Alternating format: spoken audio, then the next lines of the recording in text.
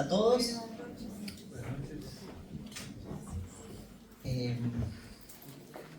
Muy emotivo, la verdad, lo que acabamos de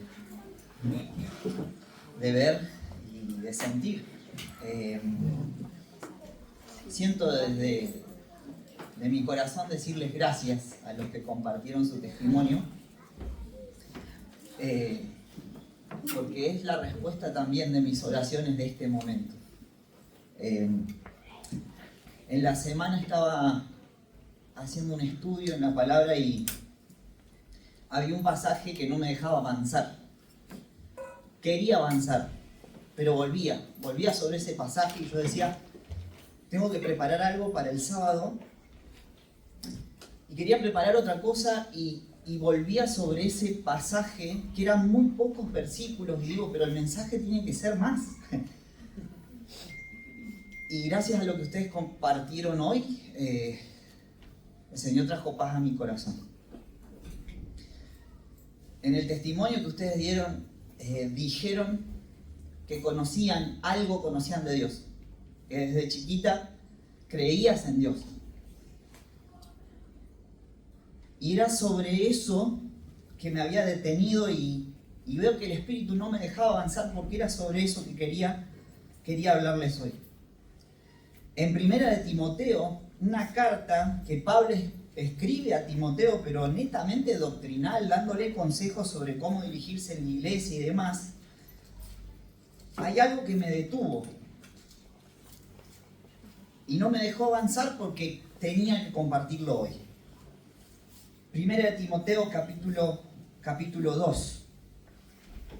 Pero antes de ese pasaje les cuento que indagando sobre cómo era el lugar en el que estaba Timoteo, me di cuenta que era un lugar no muy distinto a la sociedad en la que vivimos hoy. Timoteo estaba en una ciudad donde habían multitud de culturas, una sociedad en donde había multitud de ídolos, una sociedad en donde el Imperio Romano era el principal y el que dictaba ahí las leyes, pero que permitía que existiera diversidad religiosa. Y así había muchas costumbres y el cristianismo se había metido, pero como una contracultura. ¿Por qué el cristianismo era una contracultura al igual que lo es hoy? Porque la idea de conocer a Dios y de creer en Cristo hace estas cosas. Estas cosas que quizás no se entienden, pero que vienen a romper paradigmas, formas de ver la vida. Una cultura que decía y que profesaba amar a los demás antes que uno mismo. Una cultura que venía a instalarse en otra cultura donde habían órdenes jerárquicos y venía a decir, hay un solo Dios y un solo mediador entre Dios y los hombres, Jesucristo hombre. Y en ese contexto Pablo le escribe y dándole un montón de directivas y exhortaciones, vemos en el capítulo 2 de Primera de Timoteo, en donde le dice, exhorto ante todo a que se hagan rogativas, oraciones, peticiones y acciones de gracia por todos los hombres, por los reyes y por todos los que están en eminencia, para que vivamos quieta y reposadamente en toda piedad y honestidad, porque esto es bueno y agradable delante de Dios nuestro Salvador. Versículo 4, pues Él quiere que todos sean salvos y que lleguen a conocer la verdad, porque hay un solo Dios, un solo mediador entre Dios y los hombres, Jesucristo hombre. Y termina allí, quien dio su vida como rescate por todos. Este testimonio Dios lo ha dado a su debido tiempo.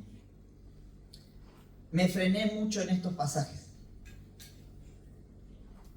Y digo, no puede ser que en estos escasos versículos yo vuelva a lo que fue mi transformación en Cristo. No puede ser que esto sea una puerta tan grande a verdades tan profundas.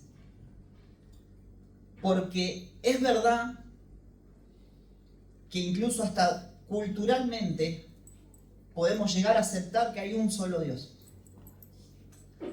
Pero no se nos tiene que pasar por alto que esta verdad de que hay un solo Dios tiene que ser atendida, en preocuparnos en conocer. Y si hay un solo Dios, ¿yo qué? ¿De qué manera esto me afecta a mí? Porque el Dios que fue para mí mucho tiempo era el Dios que creó las cosas y ya está, las puso en marcha y bueno, me tocó nacer acá. Pero cuando vemos en la obra de la creación su poder, podemos llegar a querer saber más de ese Dios. Y menos mal que Dios tuvo la intención de que supiéramos más de Él. A través de su palabra se nos comunicó y a través de la vida de Jesús. Ese mensaje que se extendió hasta que alguna persona nos lo hizo llegar a nosotros, como contaban hoy. ¿Por qué es así? Lo cierto es que cuando me puse a buscar quién era ese Dios, me enteré que era el Creador, pero nos había creado con un propósito. Es bien conocido cómo en Génesis Dios crea al hombre y a la mujer y les da un propósito claro, que administraran la creación, que pudieran administrar los animales, los vegetales, todo era para ellos. Pero es bien conocido también que por un engaño del diablo, Adán y Eva desobedecen a Dios. Y esa desobediencia, aunque no la vimos, sí somos conscientes de ella porque no es muy lejos la desobediencia que todos tenemos. Es algo que hemos experimentado, el ignorar lo que Dios quiere. El ignorar a Dios mismo. Lo hemos experimentado. Y de hecho, en otra ocasión, este mismo Pablo, dando a entender cómo era la sociedad, dice esto: como estimaron que no valía la pena tomar en cuenta el conocimiento de Dios, dice en Romanos 1:28, Él, a su vez, nos entregó a la depravación mental para que hiciéramos lo que no debíamos hacer. Se han llenado de toda clase de injusticia, de maldad, de avaricia, de depravación, están repletos de envidia, homicidios, desacuerdos, engaños y malicia.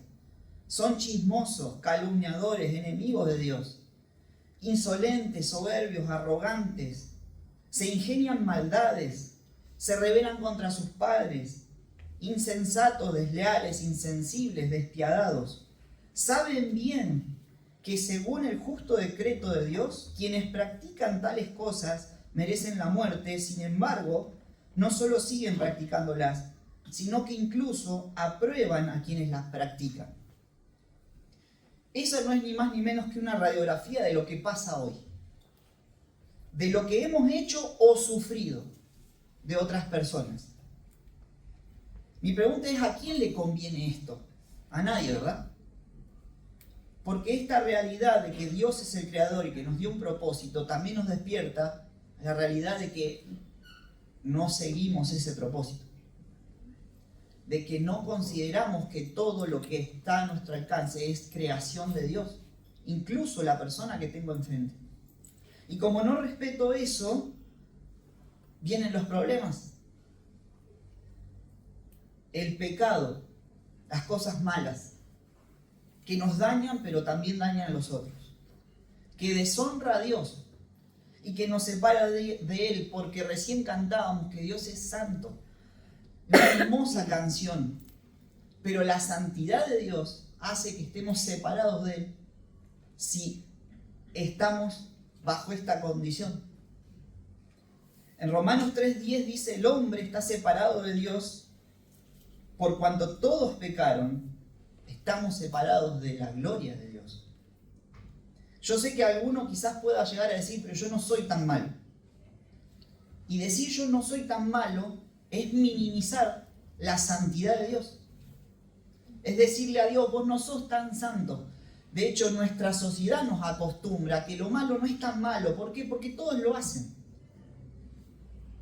Pero la santidad de Dios, reconocer que hay un solo Dios, y es el Creador, y es santo, nos lleva a despertar a esta realidad. Estamos separados de Él. Dios dice en su palabra que Él es justo y que no puede permitir que la maldad quede sin castigo. Esto también fue algo que descubrí cuando me puse a buscar sobre ese Dios. Dios es justo y castiga la maldad. Dice Hebreos 9:27, está establecido para los hombres que mueran una sola vez y después de esto el juicio. Y Romanos 6:23 dice que la paga del pecado es muerte. Un juicio en donde cada uno va a tener que rendir cuenta por lo que hayamos hecho delante de alguien a quien no le vamos a poder poner excusa porque conoce todo. Dios es omnisciente, es omnipresente, Él estuvo siempre observándome. Lo interesante es que muchas veces creemos que Dios nos observa como un juez, que lo es, pero Él no deja de ser un padre. Y Él quiere ser nuestro padre. Él quiere ofrecernos paternidad. Dios es bueno y nos ama. Y esto también lo dice la Biblia. Dios es bueno. Y durante mucho tiempo a mí me costó conciliar la idea de un Dios justo con un Dios bueno.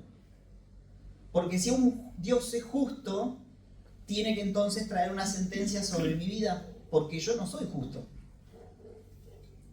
Y si Dios es bueno, tiene que perdonarme. Y claro que puede ser las dos cosas. Porque lo que recién leíamos es que hay un solo Dios con estas características. Pero luego hay un I. Y esa letrita I une las dos partes. ¿Y qué sigue después del I? Hay un solo Dios y un solo mediador entre Dios y los hombres, Jesucristo hombre. Un solo mediador. Gran parte de mi vida me faltó esta información. Creía en Dios, sabía que Dios existía. Me puse a investigar y alguien me dijo cómo era Dios y entendí esto. Pero claro, ¿cómo puede Dios unir su justicia con su bondad? ¿Cómo puede aborrecer el pecado y todo lo malo, pero amarnos a nosotros, que nos conocemos bien y que sabemos que Él nos conoce? Y aquí es donde aparece la persona de Jesucristo, ese mediador. En el momento en el que conocemos esta verdad que Pablo le decía a Timoteo que quería, que Dios quiere que todos conozcamos, en el momento en el que conocemos cuál es nuestra situación delante de Dios, inmediatamente necesitamos conocer la verdad sobre Jesucristo. Necesitamos que Él se ponga entre Dios y nosotros. ¿Por qué Jesucristo es el mediador? Miren, un mediador es alguien que puede mediar o intentar reconciliar dos partes. Y la condición del mediador es que pueda representar a las dos partes, que tenga relación con los extremos. Dice Filipenses 2, versículos 6 y 8, hablando acerca de Jesús, dice, quien siendo por naturaleza Dios, no consideró el ser igual a Dios como algo a que aferrarse. Por el contrario, se rebajó voluntariamente tomando la naturaleza de siervo, haciéndose semejante a los seres humanos, y al manifestarse como hombre se humilló a sí mismo y se hizo obediente hasta la muerte y muerte de cruz. Él nos representa a Dios porque es Dios, hecho hombre. Y nos representa como hombre con una diferencia, que es el hombre que nosotros no podemos ser bajo ninguna circunstancia. Acá dice que Él se hizo obediente hasta la muerte y muerte de cruz. Él cumplió el propósito de Dios, un propósito del cual la humanidad se desvió, del cual yo me desvié. Porque cuando nací hasta cierta edad no sabía que tenía que honrar a Dios. Ni siquiera Dios estaba presente en mi día a día, en mis motivos de gratitud, ni motivos de gratitud tenía. Pero Él nos representa como hombres de esta manera también. Dice 1 Pedro capítulo 2, versículos 22 y 24. El que no cometió ningún pecado, ni hubo engaño en su boca. Cuando proferían insultos como Él, no replicaba con insultos. Cuando padecía, no amenazaba, sino que confiaba en aquel que juzga con justicia. Él mismo en su cuerpo llevó al madero nuestros pecados, para que muramos al pecado y vivamos para la justicia. Por sus heridas ustedes han sido sanados. En este versículo se nos aclara que Jesús, siendo hombre, no pecó. Algo que ninguno logró. Por eso Él nos puede representar delante de Dios. Porque es Dios y es un hombre perfecto. Y no solamente esto, sino que también solucionó un problema. Un problema que era para nosotros. Un problema que en la medida en que no confiemos en Cristo, ese problema está. Y es que cada uno tiene que pagar por sus pecados. A menos que reconozca que Cristo los pagó. Recién leíamos y dice, por sus heridas ustedes han sido sanados. Él llevó al madero nuestros pecados. Jesús vino a este mundo con una misión. La misión de salvarnos. Porque no había nada que pudiéramos hacer para agradar a ese Dios santo. No había forma de ser justos frente a la justicia de Dios. De hecho, Dios intentó ayudar a la humanidad, le dio 10 mandamientos para que la humanidad pueda vivir bien. Y contrario a reconocer que los 10 mandamientos nos convenían, en muchas ocasiones, como he escuchado, le hemos dicho, Dios es un mala onda porque todo dice que no.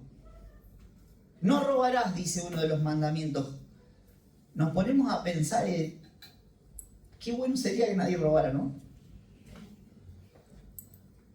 Pero el primer mandamiento nos llama a honrar a Dios. Y lo cierto es que no lo hicimos. Y por lo tanto, su justicia está sobre nosotros. Pero ¿qué hizo Jesús? Tomó nuestros pecados, se puso entre Dios y nosotros, tomó nuestros pecados y los pagó en una cruz. No vino a deshacer la justicia de Dios, vino a cumplirla.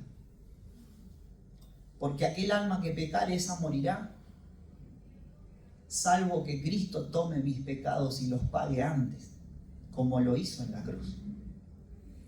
Yo también creía en Dios como el Creador. Yo también creía en Dios como una entidad superior. Pero cuando me encontré con las características de Dios y que Jesús vino para mediar con ese Dios, para acercarnos a ese Dios, para que podamos tomar a ese Dios todopoderoso como Padre, ahí es donde mi vida cambió realmente. Al que no conoció pecado alguno, dice 2 Corintios 5:21, por nosotros Dios lo trató como pecador. La mediación de Jesús no fue sencilla. Él nos representó, pero cargó nuestros pecados en Él, para que en Él recibiéramos la justicia de Dios. ¿Dónde está la justicia de Dios? En que un justo puede pagar por los pecadores. Y no había en la tierra ningún justo. Por eso Dios envió a sí mismo. Hay un solo Dios que es bueno, justo y santo. Yo no soy ni bueno, ni justo, ni santo. Estamos condenados y en deuda delante de ese Dios. Pero Dios, que nos ama, envió a Jesucristo, el cual se presentó para pagar nuestra deuda frente a su justicia, salvarnos de la condena del pecado y acercarnos a Dios, el cual, dice Pablo y le dice a Timoteo, desea que todos seamos salvos. Al principio leíamos que Pablo le pedía a Timoteo que oraran por todos, por los gobernantes. Y esa oración de todos es porque la intención y el deseo de Dios es que seamos salvos. Si Él quisiera que seamos salvos, todos seríamos salvos. Pero es su deseo, porque no nos deja de dar libertad para elegir. Si no, seríamos robots, estaríamos programados, no podríamos ser quienes somos. Y siendo como somos, Dios nos amó y nos da la libertad para que de manera respetuosa le podamos elegir. Para que podamos no solamente entender esto, conocer esta verdad, sino que podamos creerla. La salvación es para todos. Dios la ofrece de manera gratuita. Porque la obra de salvación la hizo Cristo, no la tenemos que hacer nosotros. Pero sí es cierto que hay que apropiarla. En algún momento de nuestra vida hay que decidir si esto que podemos llegar a creer lo vamos a hacer nuestro. Si somos capaces de decirle a Dios, sé que querés salvar a la humanidad. Sé que querés relacionarte conmigo. Sé que querés estar cerca mío. Sé todo esto, pero lo creo. Y esa es la invitación en esta noche. Una invitación a la que muchos de acá una vez respondimos sí. De hacer personal lo que Cristo hizo por todos. Y poder decirle, creo que lo hiciste por mí. Creer es confiar que eso es suficiente. Para que así como Cristo murió por todos y en 3 días volvió a vivir, se haga efectivo en nosotros que morimos a nuestros delitos y pecados y volvemos a vivir juntamente con Cristo para estar cerca de Dios. ¿Querés estar cerca de Dios? ¿Querés que Dios deje de ser ese ser allá lejano, del cual hoy vos has conocido, que es santo, es justo, pero es bueno y te amó tanto que envió a Cristo a morir por vos, por mí? Para que confiando en lo que Cristo hizo, diciendo, esa obra que hizo es suficiente para cumplir la justicia de Dios. Es suficiente para pagar mi vida. Y de esta manera hacerlo personal. Hasta el día de hoy, el sol ha salido. Tanto sobre justos como injustos. Tanto sobre los que creen y los que no creen. Porque hasta el día de hoy Dios sigue dando oportunidad para encontrarle, para buscarle, para conocerle. Para que la vida de Cristo tenga significado en nosotros. Para que no sea una cuestión cultural de la iglesia predominante de este entonces, sino que sea y pueda proclamar con mis palabras que Él es mi Salvador Es el que se puso delante de Dios y me reconcilió con Dios. Es el que pudo cumplir todo lo que Dios demandaba. Que era bastante sencillo, pero nos la complicamos. El Señor pudo por nosotros y por amor de nosotros. Quisiera invitarte a que puedas tomar esta decisión. Te insisto en que lo hagas personal, en que no te quedes con la sensación de que Dios quiere que todos sean salvos, que puedas decir: Dios quiere que yo sea salvo.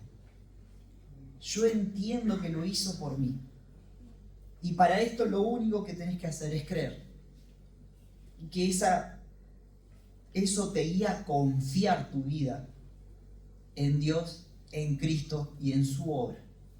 Miren, muchos de los que estamos aquí podemos dar fe de que estamos esperando que el Señor venga, de que estamos esperando un cielo nuevo, una tierra nueva, un lugar en donde el pecado ya no nos esté insistiendo, un lugar en donde no haya dolor, donde no haya llanto, un lugar en donde podamos ver a Dios, pero confiamos en ello porque un día confiamos en Cristo.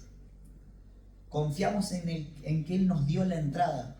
No éramos dignos, pero un día nos derribamos, dejamos de creer que teníamos que hacer algo y entendimos que ya lo había hecho Cristo. Ojalá que esto pueda ser personal para vos hoy en esta noche.